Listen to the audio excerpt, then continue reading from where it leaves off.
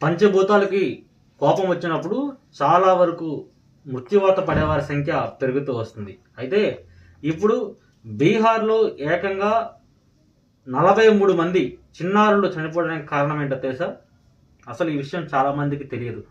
అయితే జీవిత్ పుత్రిక అనేది ఒక జీవితుయ అనేది బీహార్లో ఒక పండుగ. ఈ పండుగ ఎలా చేస్తారు?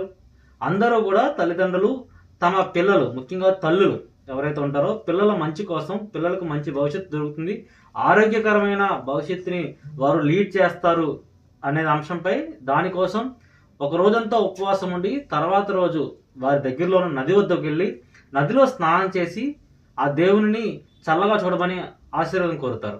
అయితే ఇలాంటి తరుణంలోనే పుణ్యం కోసం వెళ్తే సుమారు బీహార్ రాష్ట్రంలో 15 జిల్లాలకు సంబంధించి 15 జిల్లాల్లో 43